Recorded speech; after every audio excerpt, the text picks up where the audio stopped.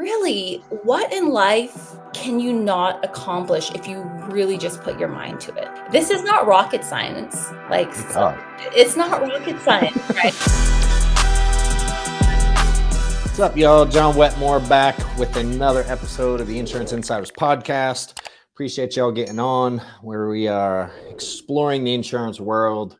Go out and try to find cool people doing cool things to help y'all get better at what you do. This week we got Tina Wood, who I met through Max, I think, introduced us, in Johnny's world, who we had on as well. I know single mom, two young boys, Yes, and sir. only been in insurance a couple months and is killing it. Yeah. I think, what are you at, 70 something thousand in 2 months? Whatever Yeah, the premium is. I did in April like 40,800, and then last month 35,000.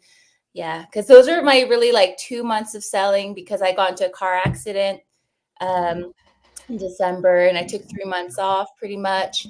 My very first time was selling like around late summer or fall, but it was just very iffy. That was like right in the middle of like me moving, my divorce, everything, and it was just very Like spotty. last year? For like about So a you got month. licensed last year? I got licensed last year, but like when I first started selling, it was very spotty, and I decided it wasn't for me. I was like, okay, Why? like because of the chargebacks, I wasn't fully I wasn't fully prepared. It's a skill too, John. Like, selling is such a skill. Like, you think it's easy. Like, if you think, oh, how hard can it be? Like, you just pick up a phone, but you know what? It does get easy, and all it takes is like practice. Really, there's no magic sauce, nothing. Like, all it does is like We're gonna putting get in into the rep. it. But you need to know that these things, like, you need to What really. scared you about chargebacks? I'm curious. So I just wasn't really prepared for them. Like, So you didn't know they were a thing? you just don't think it's gonna. Some people happen don't. to you. That's why I'm asking. No, like I knew that it could happen, but then you just get a little bit too confident. You And didn't you're think it like, would? oh, this person loves me. Like, Alice loves me. Like, and you don't really think it's going to happen to you. And then it starts to happen, and And you already spent the money. You've already spent the money. So then your next commission, you don't get paid. Yeah. So I was just going to switch to like selling health, but then right in the middle of like my transition to like selling health, I got into a car accident. And so I had like 6 spinal fractures, and then I'm just like laying there, like, not able to move and just thinking a lot. And I thought, I didn't really give life insurance like a really fair shot. Like, I don't think, like, you just kind of, hindsight's 2020, you just kind of reflect, and I could have done more. I could have put more hours in. I could have, managed my time better. I could, I'm going to do this again. So I decided, I went with Johnny. Johnny's awesome. Max, all those guys, like, and we just just put our head down. How'd you meet them? Did you answer an ad or something? Yeah, I talked to Johnny before last year about through IG. I can't remember what we were talking about. Yeah, it's just through IG. Yeah, we're chatting. Yeah, he's great. So you said you wanted to give it another chance. You didn't realize you didn't put in the work. And did you like have that realization on your own, or did you watch something or read something? Or what made you? Most people don't just roll out of bed and be like, shit, I didn't give it a fair shot.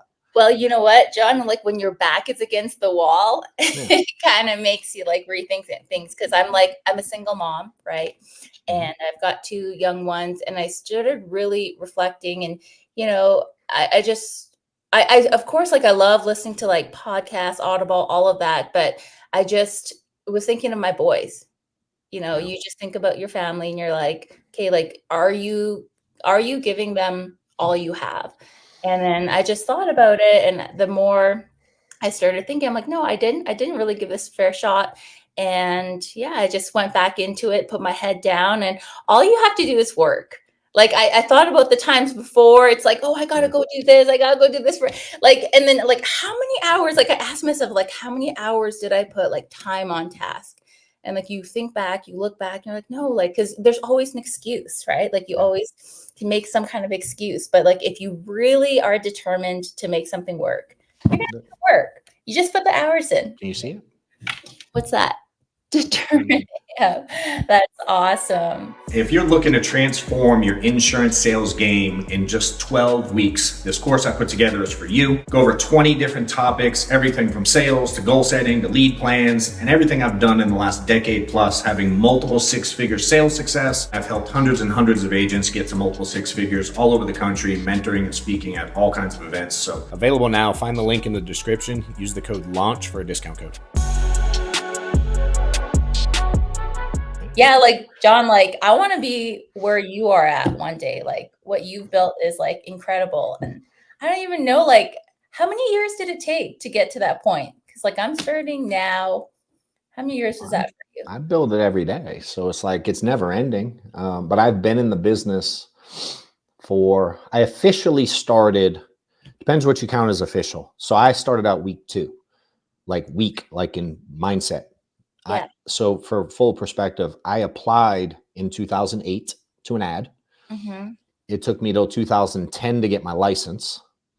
I dialed once and quit.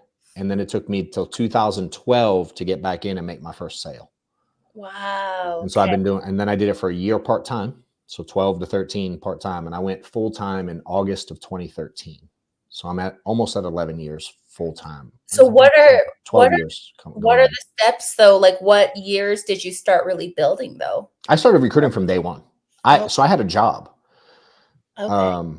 I was doing accounting work, and when I would commute to my job, I was doing interviews from Craigslist ads. Wow. Because I just believed I could build it from the beginning. I didn't want to sell forever. That wasn't my plan. Okay. You know what I mean? So I had insight. I did the mortgage business before, which works pretty similar in a lot of ways. And I had a small little team of mortgage loan officers, made a little spread, and that went to shit just come the market in 08. So I had vision of building. Not to this size. I never imagined we'd be where we're at ever. That wasn't on the radar. But I knew I wanted to build a team from the beginning. So I started right away before most people would say I was ready. Which is true, but it taught me a lot.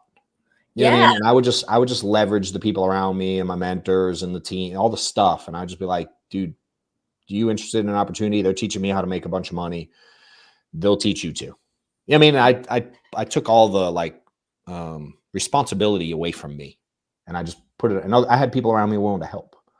So all I had to do was be the kind of funnel to leading people into the same thing. So as I was learning, I was okay with people learning with me. I didn't give a shit if I knew how to do this yet or not. I didn't care at all. That's the best way to learn. Like really is just doing, I think. Yeah. Like that's what I found too. Like I know like when I first started out, when people were asking to role play and do things like that, like I think I did it once, but I found that like I just learned so much faster by just role play is just misleading because it's fake. Yeah. Yeah. Ring, ring. Hello. Like, shit don't work. Yeah, the role play I didn't find helpful, but I would say for newer agents, like listening to calls, like live sales calls, that's amazing. Like listening to live sales calls. As long as you implement after. If you listen for 3 years and you don't make no money, they're no good. Yeah. As long as you implement it, So let's get into some sales stuff. How so jumping on the phone, again, how old are the boys? I don't remember. I know they're young. 7 and my other one's turning 9 next month. So 7 and 9. Cool. Are they in sports or what do they do? Yeah, they were in lots. Like they were in like jujitsu once a week, taekwondo once a week, swim once a week, basketball 4 times a week for my older one, 2 skills, 1 practice, 1 play. Basketball for my younger one too. My younger one did team gymnastics, and then they both did like parkour gymnastics as well. So you got a lot going on. Yeah, like if you so yeah, it's fun. Like they love stuff like that. So it's really fun for them. How does a single mom of 2, this is like the answer I've never been able to answer. You know what I mean? Like I can answer a lot of questions. But when you get like mom life into selling insurance, I'm like, shit, I'm not the guy for that. Cause my wife took care of everything. You know what I mean? I had 5 kids, but I didn't have to handle. Your wife is amazing. Your wife is amazing. She has 5. You guys have 5. Yeah. So I have 4 from a previous marriage and 1 with Stephanie. but she helped raise all of them. Wow. You know what I mean? Like they went back and forth to their moms, you know what I mean? But when they were at our house, Steph took care, you know what I mean? I did what I could do. I'm good at like getting the kids riled up and, you know, sweaty before bedtime and playing with them and doing jumping off the wall, stuff like that. And then like hey, we have to go to bed at 8 and get to gymnastics at whatever time. That's not my jam. So she did all that. So I can't relate. And I've never been able to help. I've always had to refer people out, you know what I mean, to another woman on the team that has kids and be like, I don't know, talk to this one. She can give you advice. So I just, you know, I want you to be able to give advice to people that I can't give, even if I pretended I could, on like managing the schedule first. And then I do want to get into some specific like phone script and sales stuff that we can share with people. But like, how do you just manage the chaos? I think really you have to really time manage really well. And so you kind of have to plan out your day. Real big for planning, even like with goals and stuff. Like if you want to make a certain amount of money too, like how Brian Tracy says, like write out like the 20, like how are you going to make it? Not just like say the affirmation or what you're going to do. Like, okay, I'm going to wake up by 5 a.m. I'm going to do this. I'm going to have a play date set up. So I have like a lot of play dates set up for my boys. I have, during the week, I'll have a sitter come for like 2 or 3 hours during this time to take them places. And so you really have to time manage and you really have to plan.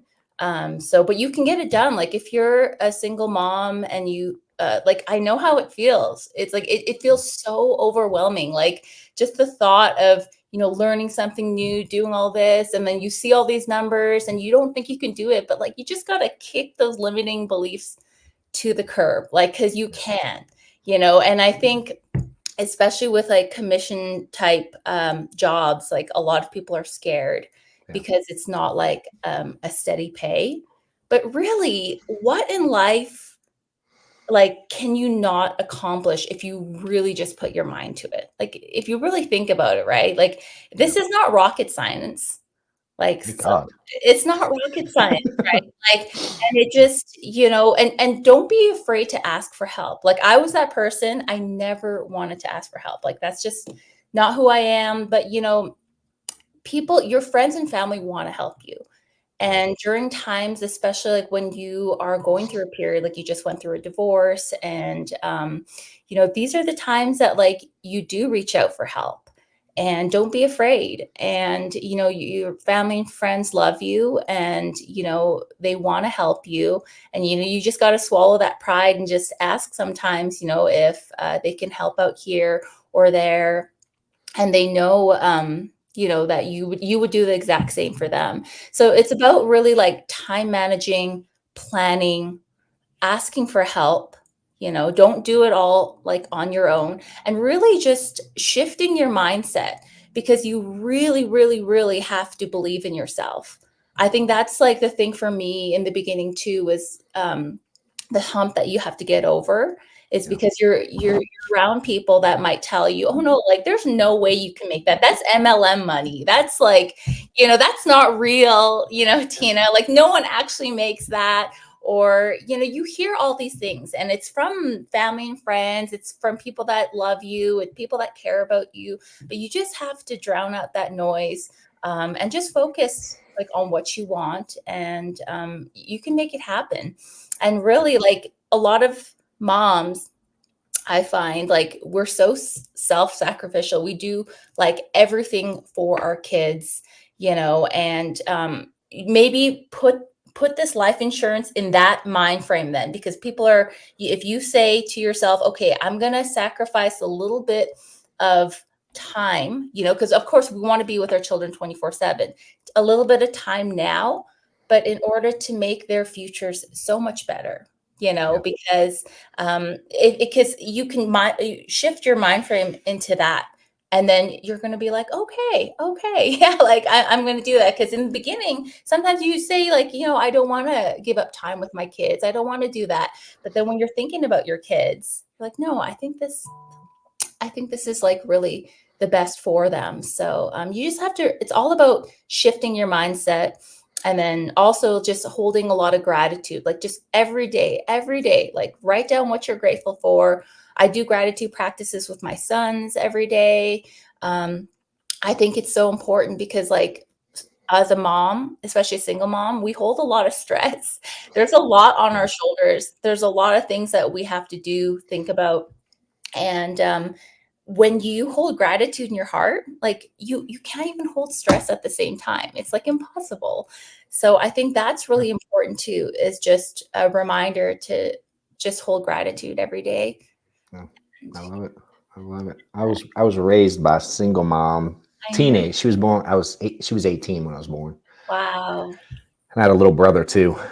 And man, I think of the stuff we put her through, and I'm like, I still like apologize now. I'm like, oh boy, you know, she's mom and dad. Wait, I how many years apart were you and your brother? Did you say five, five. 5 years apart? Yeah, Oh. so it was a lot of fighting. We weren't like friends. You know what I mean? We were too much of a gap.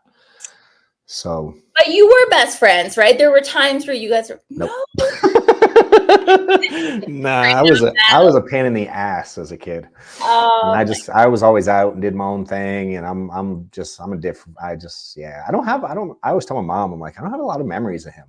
She told me a few weeks ago when I was explaining this. yeah.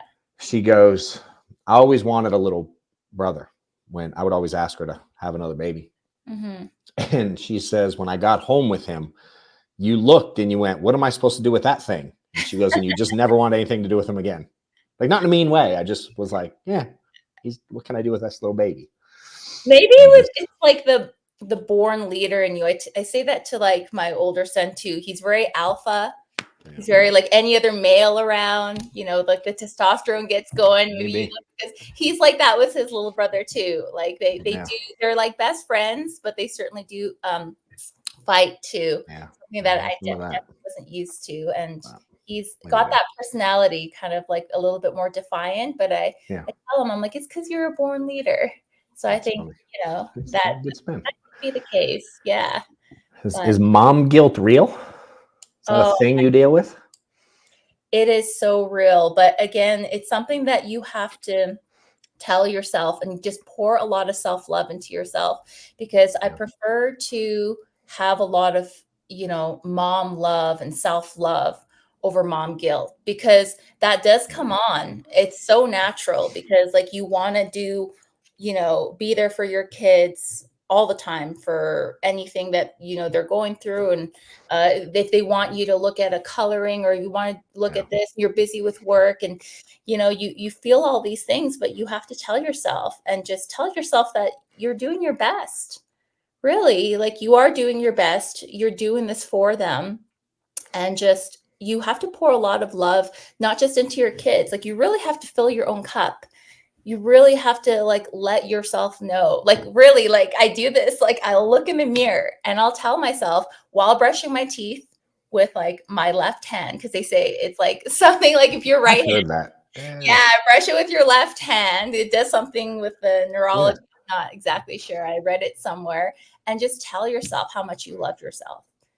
I think moms, especially, like I said, like we're so much about our children and like self-sacrifice, like, but don't forget to fill your cup, like do things for yourself, not just tell yourself that you love, like, what do you, miss doing? What do you, like go out and do a little bit of yoga, go out and go for that run, do things that, are going to really fill your cup, because at the end of the day, like your kids are going to feel your energy as well. Like they don't want to see you like super stressed or sad, they want to see you happy and they can feel it. So I think that's really important as well for all the moms out there. Like fill your cup, do you love on yourself. You're amazing. You're great. Keep going.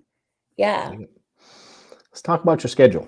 How does your schedule look to issue $40K in a month?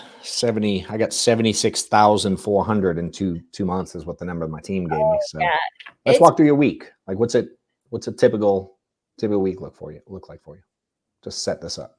Yeah. So in the mornings, I get up super early, like 5.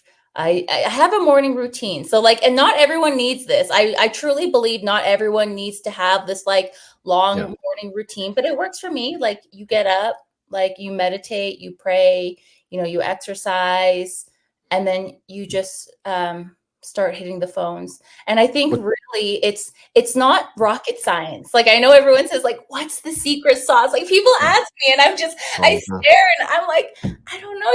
What time do you get on the phone? Say on Monday morning. What time are you on the phones calling people? Like when you're allowed to, like 8 a.m. And it depends. Sometimes, like when I have my kids, it has to be a little bit later, just depending on like what they want and, you know, with their schedule. And I try to get them to exercise too and breakfast. So it does fluctuate. So when I don't have my kids, I can get on earlier, like, 7 o'clock, or because there's like Eastern time zones. Yep. Because I find that like if you sometimes dial too early, like if it's like, because I'm Mountain Time, so if it's like 6 a.m. here, 8 a.m., they get a little bit angrier. But like if it's like about 7 a.m., so it's I think that kind of time is okay. But that depends on the kids. And then you just start dialing, you just work, and like I lose track of time so fast. Like when my kids aren't here, like I'll forget to eat. Like, and I love food and everything, but like I will literally, like, I'm like, oh man, like it's already 4 o'clock. So it's just so crazy. And I like to eat about like in the afternoon anyways, like the intermittent fasting thing. I like to eat but there's no secret. Like in terms of schedule, it's not even glamorous. Like all you do is like, I'm aware. Kevin dial So are you doing all telesales? Yes, sir. Is it all like one call close, or do you book appointments to call later? So I try my best to always one call close, because as you know, like when people say, to do callbacks, what happens, right? Yeah. So you try your best to one call close, but there has been times that I've booked out and it has actually worked for me. And and I relate, especially if I'm talking to works. A grandma, and she's like, and I hear the kids in the background, and she's like, oh, my grandkids. And so I get it. Like they're busy. People are busy, right? Yeah. And so I will continue. And sometimes you do get them, and people, they're just busy. You caught them at work, you caught them. So, but my goal is to always try to one call close. I think that should be your goal, but then you have to also gauge it. You just have to really read people, I think, because you don't want to be pushy, and you have to really gauge the situation. And I think for me too, like I'm no expert, like I said, like for real selling, I probably have a couple months under my belt. Like the first month before, it was really, shaky and not really consistent. So I'm no like expert, but what I do know is I just treat everyone like I treat them real, like a friend, having conversations. Like how would you treat like a friend if they said that they were busy, Yeah. I don't know, John. Well, maybe I shouldn't ask you that. No. I don't know, but maybe you just force them on the spot. I've never been a pushy. I'm aggressive in the sense of activity, but I'm not aggressive in the sense that you have to buy from me. I never gave a shit. I have enough appointments. If you don't, I'm moving on. You know what I mean? So I was never the pushy. I'd get up and leave before I would push, to be honest. If it wasn't tracking, you know what I mean? If it didn't feel good, I'd just be like, all right, have a good day. And I'd bounce.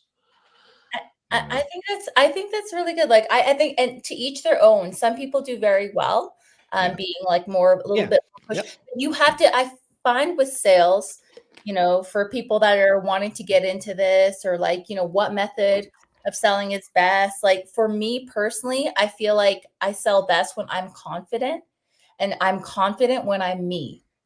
And I'm me when, like I just do things right. I'm not pushy, but I also want to serve people. And I know, like, especially after talking to, them, like if they're going to need this, because sometimes people really need the coaxing. They need you to hold their hand. Right. Sure. So you don't want to be pushy, but you know that this is something that they're going to need. So you can challenge them. Yeah.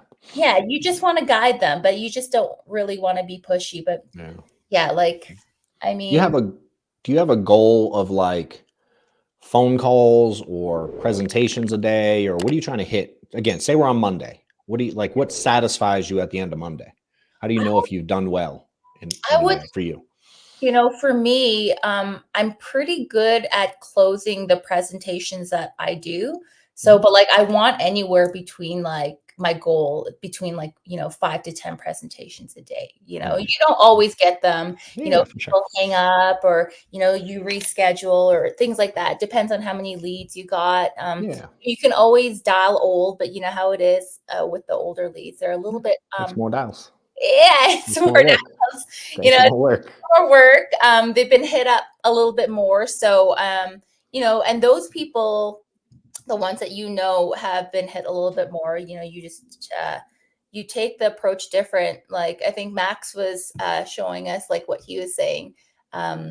Like he's like, yeah, I know you've got this phone call probably already before, and you've got these quotes, but you're still on, our notes here. So it's like you already acknowledge to them that they've been called, and so it's just kind of puts their guard down. So you just handle those calls a little bit different, but they're still good. There's still some, old gold. It just takes a little bit of work. But like I said, there's no secret sauce.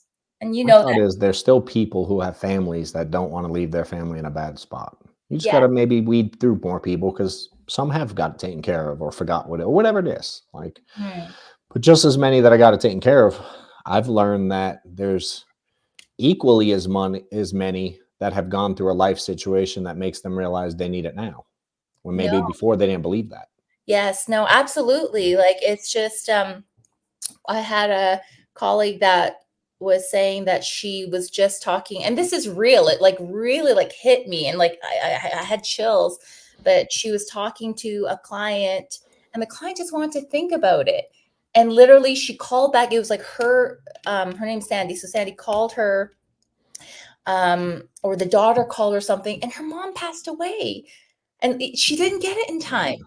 Like, makes it real. it's so crazy. It's so sad. It's just like what we do is really important. A lot of these people, like, this is, they're not going to be able to pay, for coverage. And they're going to have to, like, this is all real. They do start that GoFundMe. They do have to ask their family and friends for money at like the worst time possible. Like, imagine like your children, like my children, like losing us. Yeah. And then on top of that, they're going to have to go beg people for money. True. Yeah, I've always found crazy is like, and I've had it happen several times where I get to someone and someone's died. And the feeling sucks. Oh my gosh. But I always think about like agents that are watching, that are like, I had an agent in my office last week. We were doing an event and we were going through his dials and how many phone calls he makes and how many times. What I always ask agents is like, if we had like I have all kinds of books back here, like sales books and things, and I always ask if we ask the top sales experts on the planet, what do you think is the average number of times it takes to contact someone to make a sale? Like throw out a number. Everyone always tells me like 5, 7, 10, whatever the number is. It's never one. But I find a lot of insurance agents, and I was talking to this guy, I'm like, well, how many times do you call them? He's like, well, I call them once, and then if they answer, great. And if they don't, I'm like, well, what happens if they don't? He goes, I stop calling. I'm like, just one shot? Yeah, that's right. So I'm like, your agent? No, it was just an agent that came to my office for a training. Okay. Yeah. And after one, he stopped. And I'm like, but I've heard that a lot in 12 years. I'm like, so they don't answer. So your tactic is stop calling? And you're in sales? You know what I mean? And the part that always messes with me is like any of you agents watching that don't attempt to resolve your leads because you get in your own head or you put some negative connotation to it. I always wondered if I could play this like crazy make-believe game and find out how many leads that you are holding that have died since you've had the lead in your hands. Because it's real. It's legit is real. And I'm like, I think it would change people's perspective if they would just look at versus looking at it, which I did, versus looking at it very selfishly, like I did when I was new, and go, they're going to be mad at me or yell or the feelings or it's old or they didn't want it or, all the negative things that I'm trying to protect my own feelings. Yeah. And it's wild how many people do that. So I like your attitude towards it. It's a good mindset to have to go because then they are families, even if they are quote unquote old leads. It's like, shit, they care for their family any less 3 years later. Yeah, you really out there, like, and it's great. Like, we're in this, to obviously make money, but to add purpose to this, like we are truly, truly helping families. And like, I think like the best way to put it is when you put it with your own family, like that example I gave, like, imagine like you weren't John, I wasn't Tina, we're born into a different situation, but we had our same children that love us, we were in a different financial spot and we grew old, we passed, like, like how heartbreaking is that our kids will have to do that, and you're holding these people's hand. And a lot of these people, they're procrastinators, they waited a long time, Sure. to 100%. to get this, and they need that. You are the expert. Yeah. They need your guidance. They need you to hold their hand, and I've never been about pushing the super, super high AP. Like, I will assess what that person needs, because some people, they are able to afford it. They have that job, they're able to afford it, but you have to really assess. And if I'm talking to a Mildred and she's, only got this much to spare, I'm not going to push her. Like, I truly, truly want what's best for her. And because I don't want her to be insurance poor either, like spend the rest of her life like just having every cent going towards this payment just so I can have a higher AP. Yeah. So it's not right. Like, I truly want to help people. Like, it's really like heart-driven sales. Like, how do I leave my clients like better than I found them? Yeah. Like that's what I try. So let's get. I want to hear some phone stuff. Let's talk about how you get to someone picking up to making a presentation. Let's walk through like phone script, if you will, however you want to do it. I would love to hear some specifics. So I always want to give people takeaways, like stuff they can implement today. You know what I mean? So kind of go from the beginning. I answer how you're approaching me and walking me through the transition of like, hey, to let's talk insurance. Okay. Yeah. So, hi, John. Yep. Hi, John. This is Tina. I'm just calling you back in regards to the information that you requested on Facebook on the final expense programs. Is this for yourself or for a loved one? What thing? Oh, just on Facebook, just the other day. Sorry, a little late getting back to you. Filled it out yesterday evening, just regarding the burial final expense. It's just to make sure that, your family's not left behind with a bill. Do you remember reading something like that on Facebook? Yep. It was for me. Yeah. Okay, great. So have you been looking long, or is this your first policy, or? First time looking. Okay, great. All right. So this is really quite simple. All we do is we shop all the major companies and carriers here in the US just to see who will give you the best price. And it is all based on your age and your health. But don't worry, there's no doctors, there's no needles, urine cups, blood samples, any of that. I'll get you some answers here over the phone. Okay. Sounds good. I'm going to pull up this quote right here. And then, you go date of birth, age, height, weight, all that information, smoke. Yep. And then you get into their health questions. And then, I like to ask their health questions. Like, obviously there's like a huge list that you can ask them, but I just kind of start with the basics. Like, is there any issues with your heart, your lungs, your kidneys, stroke, cancers? And I kind of like clump them together. And I do mention, because I didn't do this before, like any mental health issues, like, bipolar, schizophrenia, Alzheimer's. I add in the wheelchair now, and I do it like the stuff you learn that you messed up before. Yeah, because the stuff you missed before. Because before, you just kind of ask, like, "Oh, is there anything going on with your heart, your liver?" And then you get into the application, and you're like, "Oh, okay." Yeah. I have messed up that countless. Oh yeah, I can think of some good ones. Wow. Yeah. I'm like, whoopsie. There's just some things you add in, and then once you start getting good and you've got a lot of practice, because sometimes they're a little hesitant sometimes, like when it comes to giving information. But I find that if you set the trust that you're the expert in the beginning, and you can find little ways to do that, like really study like the medication list, and it just comes with practice too. And if they say like, "Oh, you've got blood pressure," okay, like so do you take like lisinopril, like losartan, metoprolol, like a Tylenol. Like you sound a lot better when you know it. Yeah. You start listing them before they even say anything, and they're like, "Oh yeah. I take a Tylenol." Like, okay, like listen. Or if they start sounding things out, and they're like I'm like, "Oh, hydrochlorothiazide," and they're like, "Yeah." And so it just kind of it makes them feel better. That you know their medications, and this all comes with practice too. Another thing is you just learn things too, and for agents, like a lot of times, not that they want to be dishonest, okay? Sometimes they think if they don't, if you don't find out, they might have an in. They do.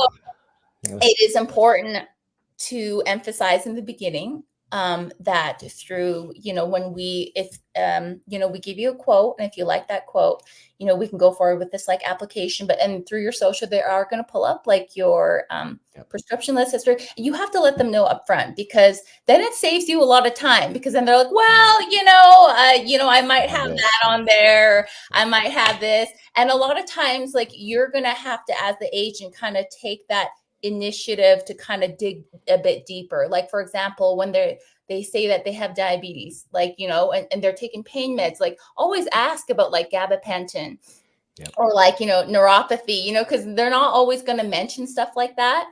So this is all stuff that, you learn as you go, and, you're just going to get better. But I would say, like, as an agent, like, really do that. Just like study, like, the medications, listen to like a lot of calls, and you're just going to get better with practice. Just keep doing.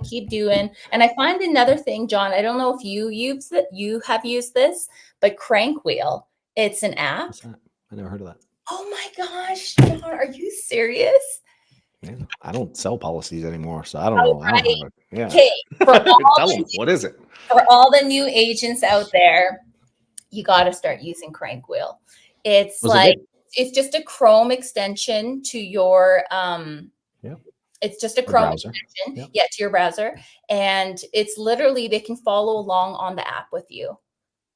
Wait, so it listens? Is that what you mean? No, so you have the option to do webcam. I don't usually do the webcam. Meaning, so the client can see. The client can see the app. It's been a game changer. No way. Oh yeah. So it's like Zoom, but not? It's Zoom, but not, because like a lot of times I don't put on the camera. And then so there's like the option to do the webcam, or you can just have them. What do they click a link? Yeah, they just click. You send them a link, they click it, and then they can see your. Yeah, it's awesome, and it's just. No shit. Oh yeah. So they can see what you're asking them. Mm-hmm. So it doesn't sound. Yeah, it makes sense. I can see that building some trust and understanding, and it's pretty cool. Yeah, and it's just I think all these little like things that come into insurance that really improve the game. Like, why not use it? And things like Kixie. I'm sure you've heard of Kixie. I've heard the name, but I don't know what it is. What is it? Oh my gosh, John. Dude, I don't do what you do anymore. I don't have to know this shit. True. That's what I get people like you on for. I know how to build a team now. Keep in mind, I'm gonna give you some perspective. Okay. I ain't sold a policy. I only sold in the field, first of all. You never did telesales? No, I was before telesales was a thing. What? Yeah, I did like 3 apps over the phone ever so telesales only been around for a few years. Oh, so when I started, and this is like my uphill and the snow both ways. I mean, I did door knock, but that's not, I had leads. I came up in the business on direct mail leads, mortgage, final expense. Wow. And 99% of my sales were at someone's kitchen table or in their garage or front porch, in someone's house. Wow, cool. A few truckers over the years over the phones when DocuSign became a thing. But I come from paper apps. Oh my gosh. Yeah, I mean, you're a true OG. Yeah, I've been doing this for a hot minute, which, I hear about some guys been doing it 30, 40 years, but I got out of the field in 2017. Okay. And they were just, e-apps were kind of new. Most carriers still didn't have them. There were a couple that did. So I messed with some e-apps at the beginning, but all kitchen table sales. I mean, I'm a pre-COVID sales guy. Wow. So I don't all this fancy shit y'all use today. I didn't need any of that. I made $500,000 with nothing. Wow. My cell phone and a fucking pen. Gosh, you're incredible. That's so cool. Yeah. So Kixie, what the hell is that? I've heard the name, but I do not know what it is. So Kixie is a dialer. So before I was using Kixie, when I very, very first started, like Ringy or Phone Burner, those type. Yeah, Yeah, it's similar. It's like a makes sense. power dialer, but it's just, has the local, it's like ringy. It has the local presence Yep. dialing. And Yep. I find that you don't have to, because I always triple dialed in the Yep. beginning, Uh-huh. always when I first started. But I found with Kixie, you don't want to triple dial as much. Like I find like that's almost too much. I know this is controversial. Like some people are like, no, you still should triple dial, but like Hey, if you're selling 40 grand a month, I don't care what you do yeah, I because it find, all works. yeah, because unless you're dialing straight from just the same Kixie number, but I like to do the local presence dialing. And so with local presence dialing, it's going to dial 3 separate numbers. So sometimes like Oh, at once? yeah, like one Got it. after the other. So that's Cool. why I don't always like to triple dial Yeah.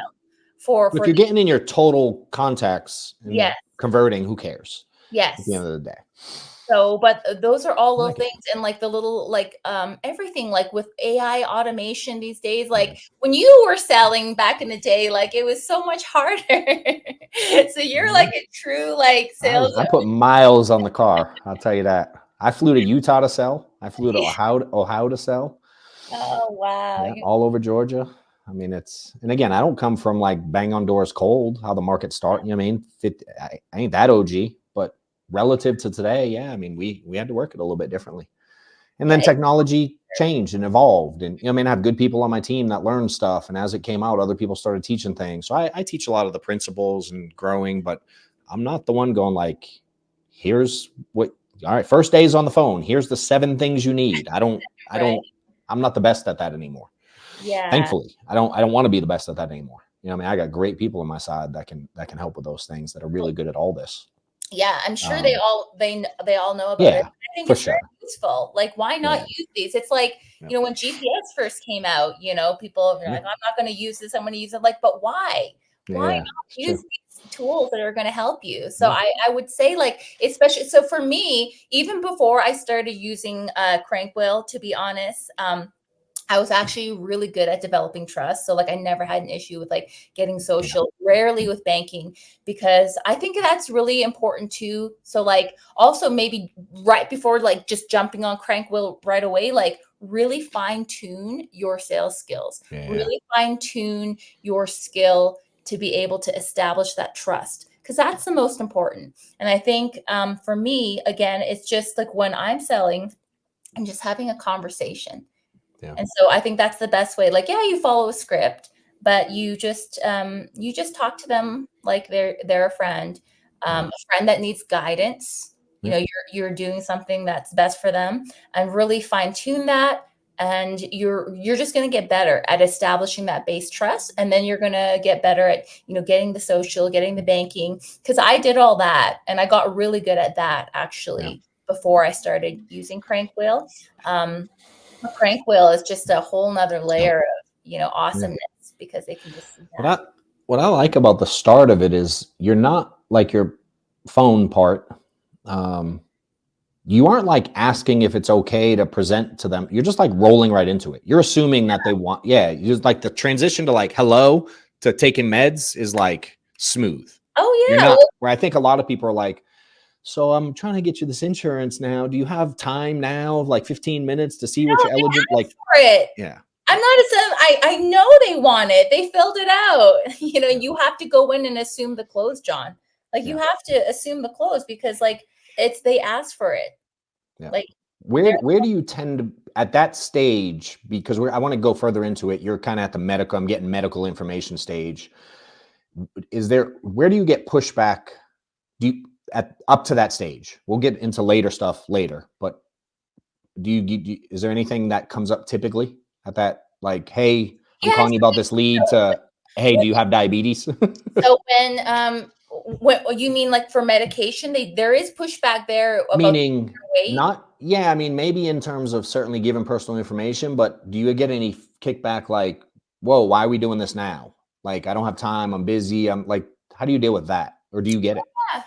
Oh yeah, I just let them know. I'm like, oh yeah, not a problem. This is not going to take long at all. I'm just Yep. giving you the information that you requested. It's just going to Yep. take a few minutes. I know this is important to you because you did Love fill it. that out, and it is to leave to make sure that your loved ones aren't being left behind with a bill. So, what were your medications again? I'm Yeah, just right back into it. Oh, right back into it. There's no pause. You can't pause because if you pause, you're going to let them. Um, Everyone's so like they're indecisive people. Like I said, like they're procrastinators. Yep. They're indecisive. It's taken them this long. A lot of them, it's like final expense. There's all different kinds of insurance, but for the new people out there, there's like term, there's IULs, all these things. So what we're specializing in more is like final expense. It's like burial. So a lot of these people don't even have like $10,000 in their bank account, right? Yeah. So you have to hold their hand and like not allow for too many like pauses. You just want to get right back into it. So, there might be pushback, or I don't have time, I don't have this, or, I'm not really interested in, oh, well, you did fill that out. So, it's just going to take a few minutes. You just let them know it's going to just take, just a few minutes. And I can get you that quick quote, and I'm like, and I let them know, there's no guarantee or, there's no obligation to pay today or anything like that. We can push the payment date over, because that's another thing is people are worried that they have to pay today. So you just let them know. You just let them know, and you just have a conversation. Be like, oh, and don't even worry. Like, you don't have to pay anything today. What we're doing is we're just going to get you that price, just to see if it works within your budget. And if you like it, you don't even have to pay today. We can set it out for whenever you like. Like, let's say, you pick the 1st of July. By law, the 30-day free look period. We have an extra 30 days on top of that, to get a full money back refund right back into your bank account. And and that's after they've spent the money, like sending you the policy and everything. You have plenty of time to look it over, to think about it, to review it. And I give all my clients my direct cell number, and so I would be your agent for life. So if there's something about the policy that you don't like, you just reach out to me, or you can reach out to the company, because, I would give you all the company information, their customer service number, their links, everything like that, right after we finish the application. And you can just cancel it and they'll refund that back into your account. And sometimes, after I say that, I go into, because like on the quote or on the FX quote, or how it says payment type, I never ask them that right away. I sometimes actually talk about that payment there, like right back into your bank account, and be like, and then go from the payment there, because I find that like when you're getting into the call, how it's at the very end of like the birth date and the height and weight, there's the payment type.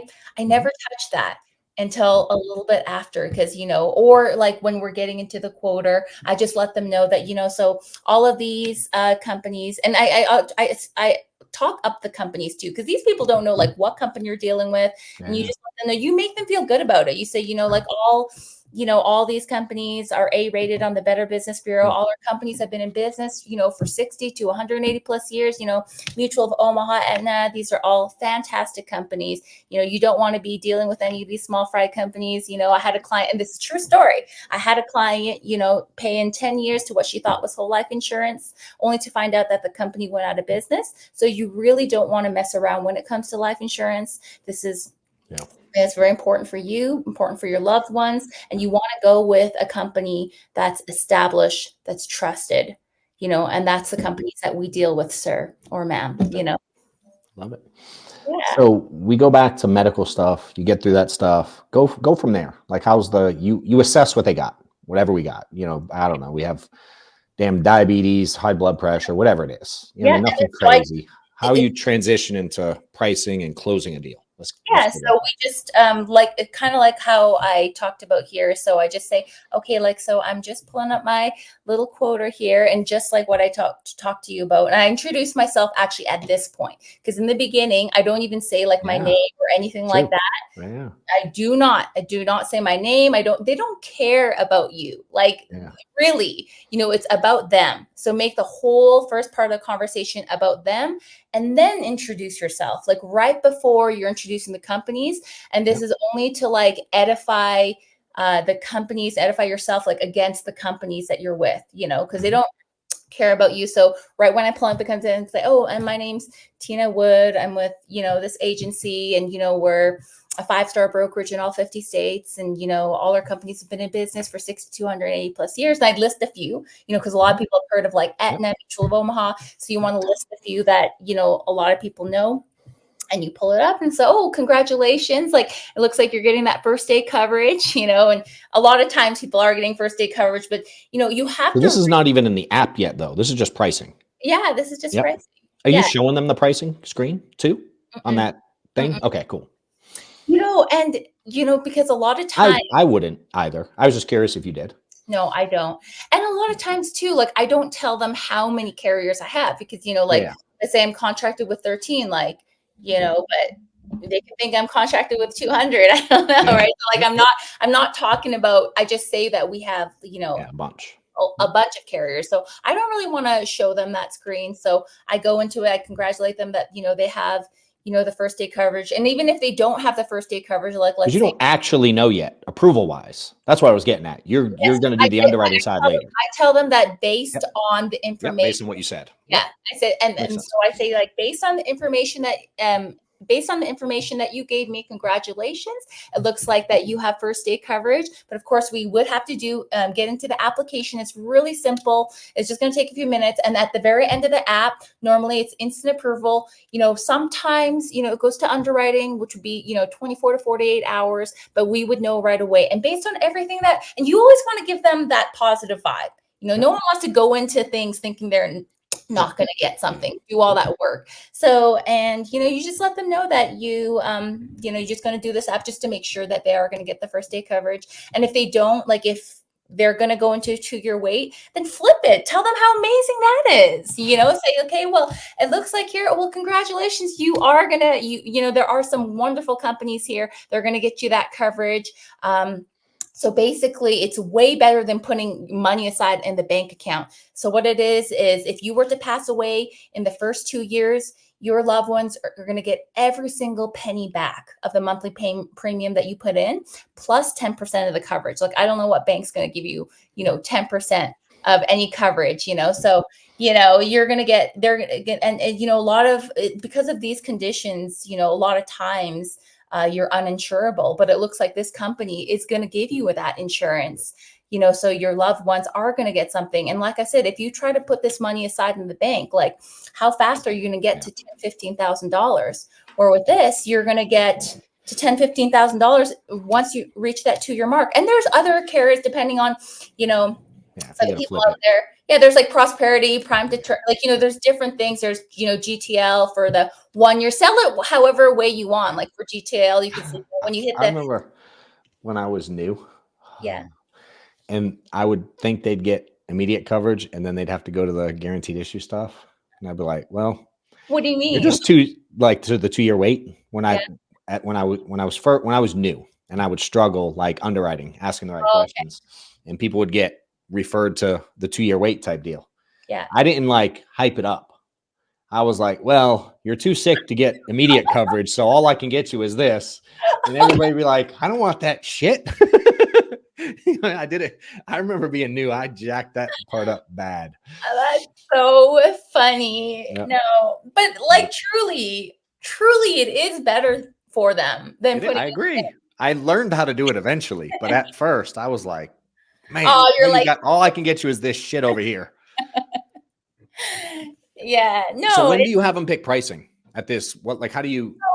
So once we pick, so I let them know that, this company, this amazing company, and then I usually have the list up, and I kind of know like when this company, Mutual of Omaha, has been around since 1909. You talk it up, you go into the pricing, and then I like to give them 3 prices. I kind of, try to figure out their budget. So what would be a comfortable number for you monthly? And when I say comfortable, like, let's say the fridge went out, something went out, like a number that you're going to be able to comfortably pay a month. And, they'll say like 50 or 70 or 80, or sometimes they'll just be like, well, I don't know, just tell me how much 10,000. And you just want to go with the flow. Don't ever force anything. Just go with what the client wants. Like, you're going to ask questions, and you're going to find that not everyone's going to be nice to you. Sometimes they're rude. Sometimes they're going to say things, but you're the professional. You keep it classy. You give them what they want.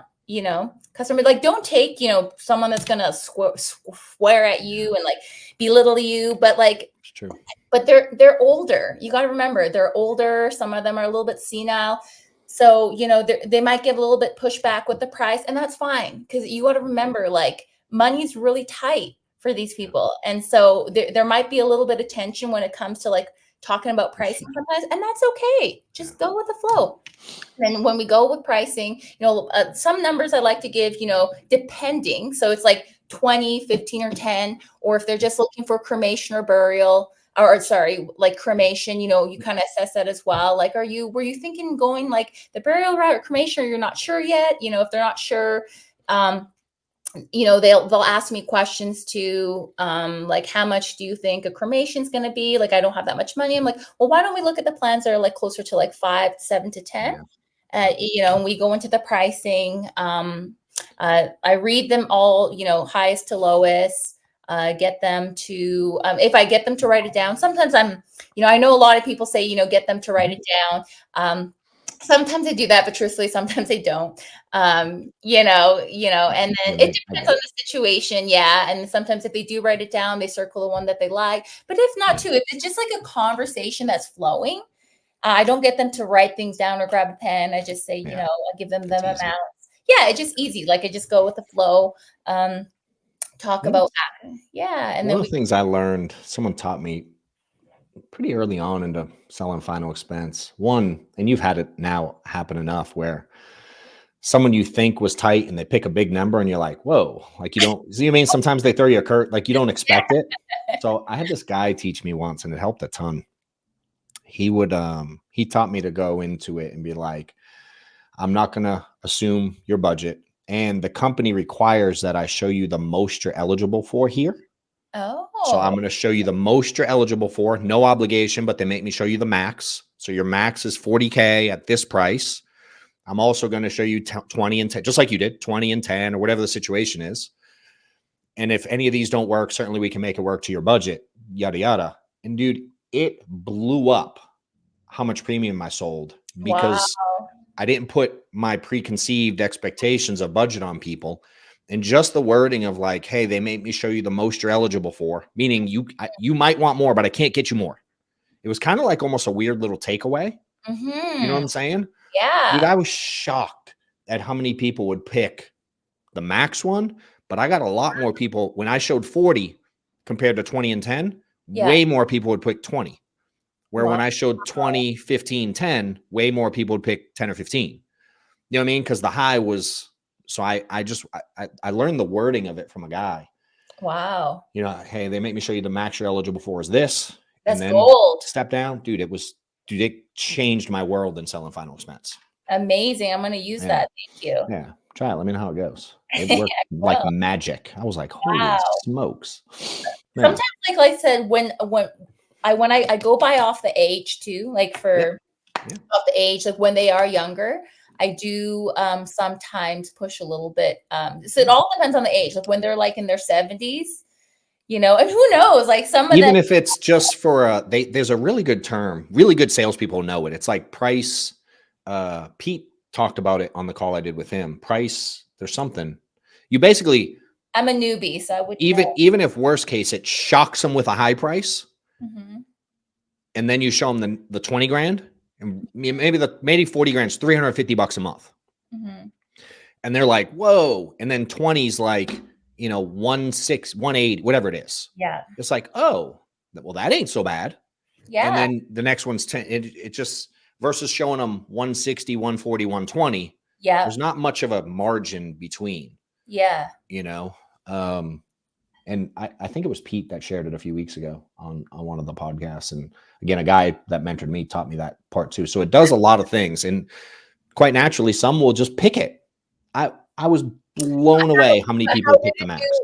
Sorry to interrupt you. How did it do for chargebacks though? If they could afford, I would certainly, if I felt there was a struggle with budget, but if they're like, oh no, I want the 40. I'm like, all right, so $360 a month, no big deal for you. The fridge goes out, your car breaks down. You don't have no problem paying this. I'd push back to make sure that they were going to be in. Yeah. Okay. You know what I mean? But I learned a lot about people, man. And some people are willing to prioritize insurance over other things more than I thought they were. Yeah. You know what I mean? Like I learned a lot about people by not pre-assuming budget, and I ain't mad that you ask, but you don't know the answer you're going to get. Mm-hmm. You know what I mean? It's like, that's a scary question for me. Because Yeah. what if they're like, my budget's $12? I used to get that. I'd be like, what's your budget? $12. I'm like, oh shit. You know what I mean? I'm like, Yeah. well, so just some things I've learned. Maybe it helps. Yeah, I'm gonna definitely try that. That's really Yeah. good. That's really Yeah. good.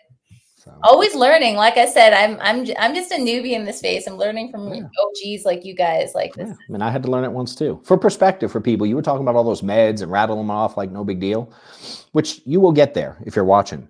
I remember one of the first times I was dealing with a client. I said I was part-time at the beginning. So I would make phone calls from my job during lunch and try to book appointments. And I remember the first time someone told me they had diabetes, Mm-hmm. I legit had to Google it because I didn't know what it was. Really? Like I did not know what diabetes was. I didn't know what the hell it was. I was like, oh, okay. I wrote it down, but I immediately Googled it. Meaning that's how bad I was. So Look how far you've come. Yeah. I just didn't know the business, and I didn't know, you know what I mean? My parents were young when they had me. They were teenagers. I've not really been around a lot of health stuff. I don't know. I didn't know what the hell diabetes was. Yeah, that's fine. Yeah. But you learned. I definitely learned.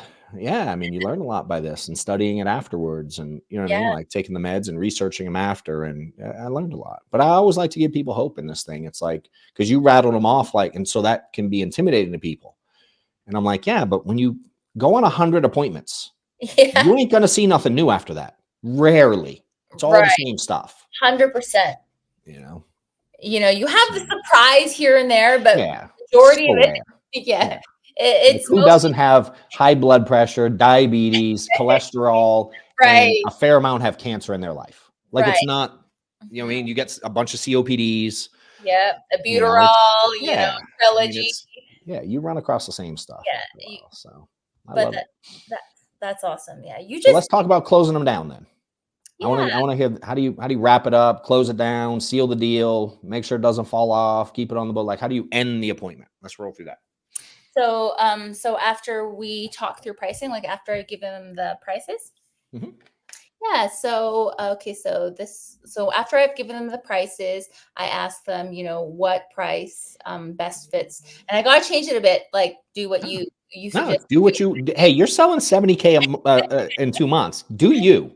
Just like I just asked them, what price would best work, within their budget. And I asked them again, what's a comfortable number? Like when I say comfortable, like if the fridge goes out, if something happens, this is the price that's, you're still going to be able to make. And I let them know too, that this is not set in stone, like before their birthday, like they can always call me. We can increase it. We can decrease it.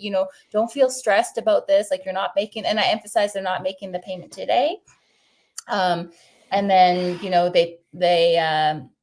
they pick a price, and then we go into the app, we fill out the app. It's pretty, I don't know. I don't get a lot of pushback. Is that, and I think anything on social or banking that you want to give advice on? So for social, so before I get really into the social, I talk about that while I'm doing the medications. When I talk, when I was telling you kind of dropped it a little bit. Yeah, I hinted at it because you want to just kind of hint at it there that first, because you don't want them to keep medications from you. And then you do this whole entire application for it to be denied because they forgot about a medication. Yeah. So you just let them know as well that, the company, they're able to pull up your whole RX list and your prescription history, your medical list, like through your social. So it's important for this to be accurate, all these lists, just so we don't, end up doing the application only to be denied. We're just doing this in order to match you up with the right company. So I just kind of set the tone a little bit in the beginning of that. And then, so when I do it very casually and naturally, like just when you're doing the application. You said it earlier. For those that missed it, go watch it again. She definitely said it. Yeah. Yeah. And then, and also, a lot of times on the application, and this is before I actually started doing crank wheel, so it's a little bit trickier now that I'm starting to use crank wheel a little bit more. But on the application, when the social's in the beginning, I never do the social in the beginning. I do every part of the app that you're supposed to, like before you can switch the page, like the address, everything, and then you go to the social because you've already gotten some of the information. With crank wheel, you don't really get that because they can see it. They can see the app. But before I was using crank wheel, I would just, go over all the information. You were scared, so you waited. No, it was most scared. I remember the days. Yeah. Well, it's because, you want to kind of, get into that motion of them answering you, right? And then you see it super casually, and then you're like, okay, yep, got that, your information, okay, and your social? Like, just don't even put any emphasis on it. And sometimes they're like, wait, like, I don't really like giving my social. Oh, yeah. And then just super like brush it off like it's nothing. Be like, oh, yeah, like remember I mentioned earlier that, you just need this to pull up your RX list and everything and just to see you're approved. So it's pretty standard, especially after COVID. Everything's like computerized and systemized. So this is just how insurance is done now. Okay. And your social? Yep. Just super quick, super no pausing. Don't make a big deal out of it. And social is something I almost always get. Like, that's not the issue. Sometimes, like, you'll have a little bit of pushback on banking. I'm pretty good at banking as well. And I think it's, I think it's okay. So when we go into the information, okay, so we've got all of this. So, and this is the spelling of your name on your account here. Okay. And I just need the name of your bank. Okay, got that. Okay, and then what? Yeah, and then what city did you open that bank up in? And they'll let me know because the routing number is not necessarily the bank that they're living, like wherever they're living. It's where they open the bank up, and then you just open up on Google. Yeah, you just like routing number and the city, and you pull it up. Okay, so it looks like our system populated the routing number. I just want to confirm that this is correct. Is it 0991837? Is that correct? Could you just double check that for me? Yeah, that looks right. Okay, great. Okay, and I just need your account number, and just like the social, just super smooth. Don't be shaky. Just be super confident. And I find that like just don't make a big deal out of it. Just ask like you're asking everything else. And sometimes they'll give a little bit of pushback, just like with the social, be like, oh, like I've had issues with my banking before. I'm not comfortable with giving that out. And be like, okay, well, like and you just let them know that this is just standard procedure, and that like because sometimes they'll say like, oh, I want someone to come to my house. I don't know if like a lot of other telesales agents have heard that before. I want someone to come to my house. And so I know that this banking information is not going to go anywhere. So I just let them know like, well, that person that comes to your house, or if you mail it in, I've gotten that too. Like whoever, the person that receives that mailed applicant, ma'am, is a person like myself that works with the company. And so that person inserting that information into the computer is a human, just like I am. And we are not doing anything with your information. This is our job. We take our job very, very seriously. None of this information is saved. It's all destroyed. It's, gone with the company. We do this all day, every day, ma'am. You can rest assured that this is just the process in getting insurance. And, our livelihoods depend on it. And and then it's just simple. Like you just let them know that this is just the way it's done. Just don't make a big deal out of it. I think in the very beginning, I remember like last summer, like I got so nervous that I started over explaining. I don't know what you did in the beginning, John, but you just start like, well, you see, like you just like you get so nervous, you start like explaining this, and you just over explain, you talk too much. Just simplify it. Just let them know. And then even when you explain things like, oh, this is just like how insurance is done now. Like it's just really quite simple. Like, oh no, we don't keep any of this information. Like, it's just, oh no, this is just the process. If you mailed it, it'd be the same thing. Someone on the other end, at the company, they're open up, your packet, and they're going to have to insert that into the computer. So it's the same thing. Okay. Yeah. So what is that number? So you just kind of smoothly just go into it. It makes me think about when I was selling, and especially early on teaching agents to sell, a lot of times people would ask if I have to make a decision today, and agents would go on to this long rant. Don't. And I'd be like, yes.